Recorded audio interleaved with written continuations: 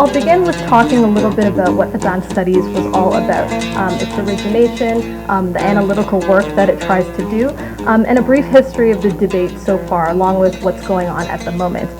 So it's actually a hashtag, and the hashtag Caddaan Studies, those of you already know, means white or white studies, which the idea is to be tongue-in-cheek. And it began in late March with my call for a social media-based conversation using the hashtag following the launch of an academic journal called the Somaliland Journal of African Studies. I came across this site. It was an online-based academic journal, looked it over, saw that no Somalis were on its editorial team, its advisory board, or any of its published authors. And so part of the problem too, aside from the obvious naming of the journal, was that it saw itself as a journal that was done collaboratively with Somali students and scholars based at the University of Hargeisa in Somaliland. So, of course, not one Somali was represented, be it people in Somaliland or outside of it. So what I decided to do, and this was on March 24th, is post a Facebook status saying that we can have a hashtag-based conversation about this. And the way that I framed it, and I think I'll quote directly what my post was, is that inspired by the exclusion and erasure of Somalis from the new Somaliland Journal of African Studies, I said we're going to have a Twitter-based conversation tomorrow using the hashtag Caddaan Studies and tweet to the journal's editor-in-chief.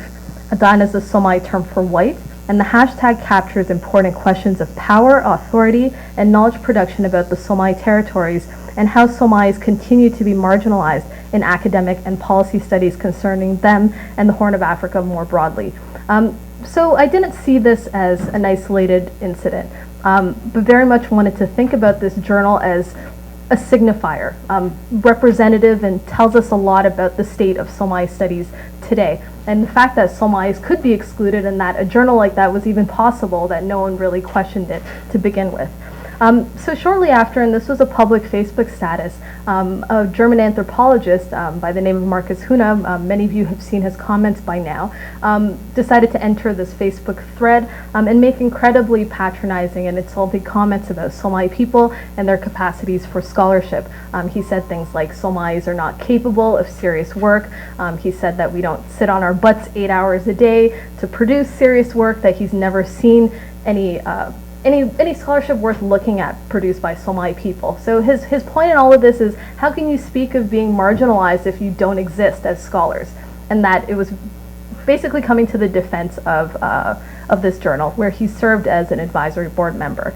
So of course you can imagine, I mean, the hashtag discussion was planned ahead of this, but his comments essentially electrified it, you know, and this was a global, I think a global effort. Many people used the hashtag to tweet over the next few days. It's something that's continued. There was an open letter that I authored, and many people had signed. Hundreds of signatures are on that by Somali academics, Somali students, researchers, concerned community members, professionals, and non-Somali academic allies.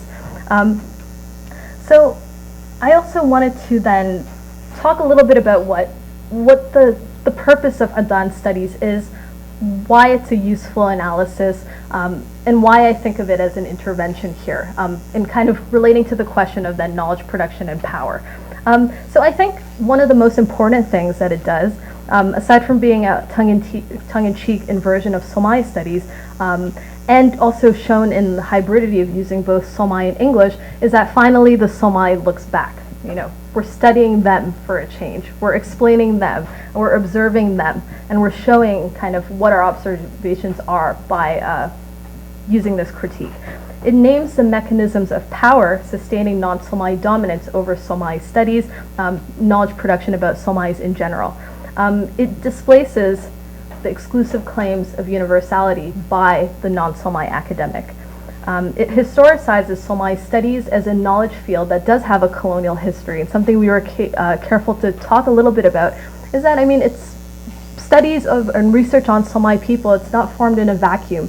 That very much, it ties into historical interests over the Somali territories, that we can identify this field as having started during the colonial period, when the colonial states wanted to study and understand who these people that they were governing were. And it's something that continues into the present. Although Somalia and the Somali territories are now independent, there's certainly other interests and other ideas. You can call it a neo-colonial era, the war on terror, kind of the post-state.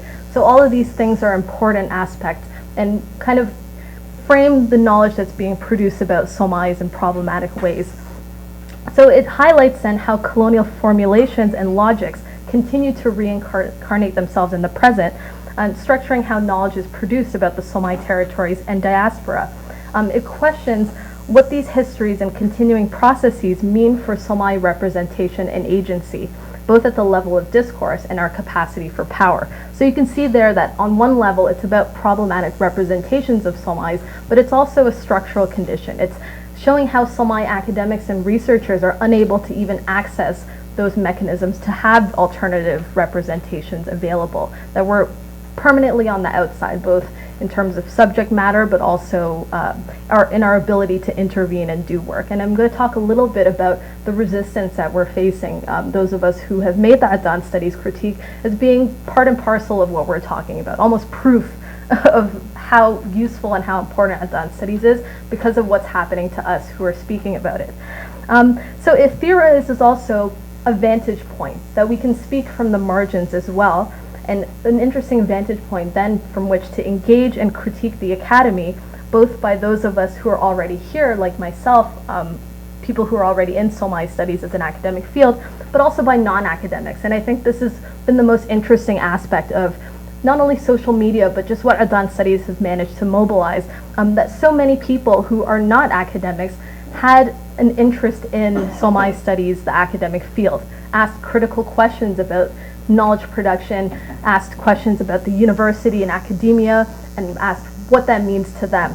And who counts also, importantly, who counts as a producer of knowledge? What kind of credentials does that person need?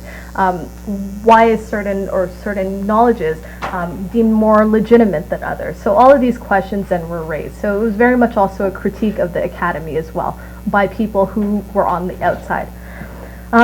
So we've emphasized this and on multiple platforms, in conferences and events like this, in articles and blog posts, that this is a structural and historical argument that can't be reduced to identity politics, nativism, or essentialism.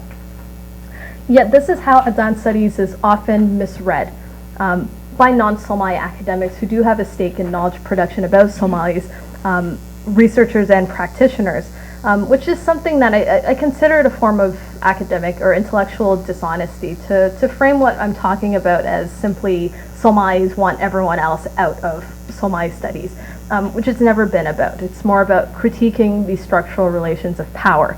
And Somali is a structural position then, and so is Western. So I also see it then as a way of disciplining young Somali scholars for challenging and speaking to power.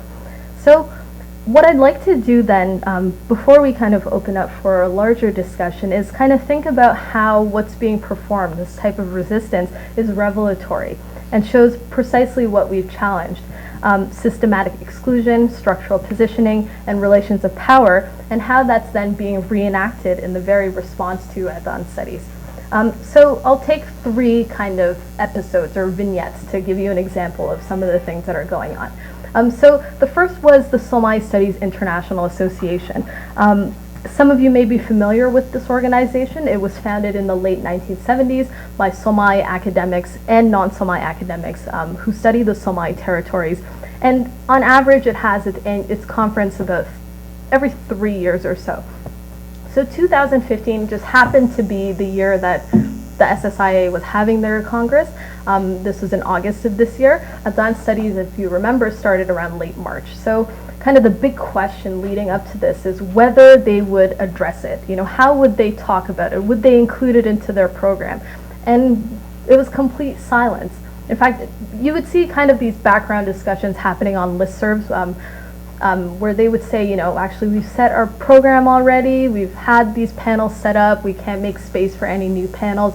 Very early on, some of the founding members of the SSIA, for example, Lee Casanelli, sent a letter to the organizers, this was in April, saying that it's actually really important that we grapple with this, that this is a major critique that's very much in the spirit of the founding of the organization, and so we should make room for it. But again, by the Finnish organizers, was pretty much denied that opportunity. So about a month before the actual Congress, they finally released a document, their first statement about Caddaan studies, which they called the Whose Voices debate. Again, the very renaming, I think, also signifies a lot. Challenging again, or the resistance to the naming of whiteness as a kind of structural critique, calling it a Whose Voices debate, which is getting to exactly what I talked about, identity politics, questions of authenticity, who has more right to speak, which has never been the discussion. So in this document, they basically said, yes, it's really important that we talk about knowledge production. However, we still don't have room for a new roundtable or panel, but it's great for you guys to think about this, during your coffee breaks and other things, but we won't make space for it. And also in that document, essentially managing the conversation. So very much a concern with kind of making sure that the conversations happen in what they deem to be a legitimate way. So finally, I sent a response to this.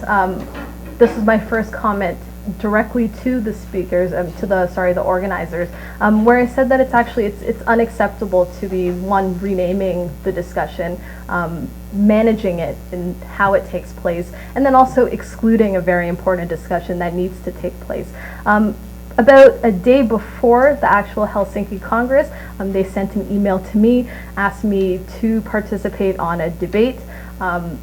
One of 3 speakers who were each given 7 minutes each, the second of whom would be a Finnish organizer, and the third yet to be determined at the time of the email that they sent me. I said that I would participate only if the third person was someone who's actually been involved in Caddaan studies, a young Somali scholar like myself, and they refused and said they would do it without me if I don't participate.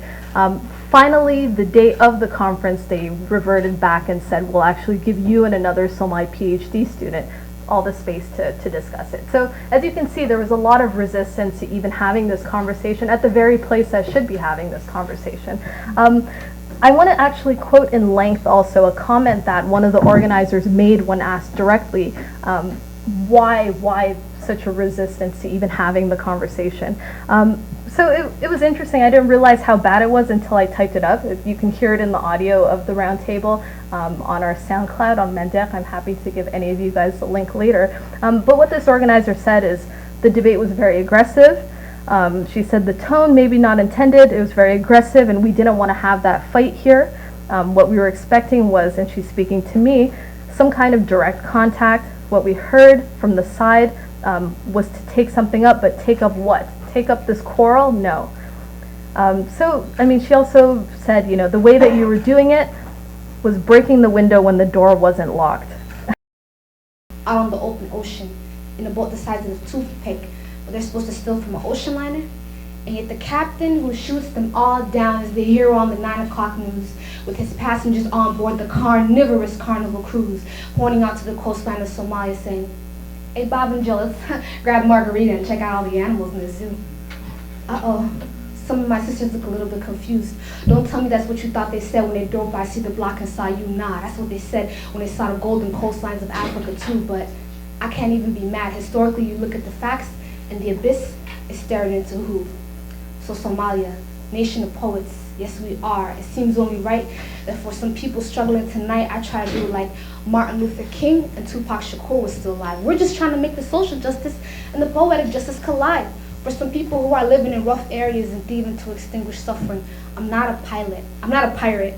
I am a pilot, a privileged individual lacking only in time, and that's the only thing standing in my way. And if I didn't have to write this term paper, I'd be marching the streets of London today, but you know what they say, we're pirates. But since we know we are much more than having a SWAT team called on us, let's no longer choose to ignore the obvious lessons of history until South High's textbooks acknowledges that we were scholars long before their scholarships.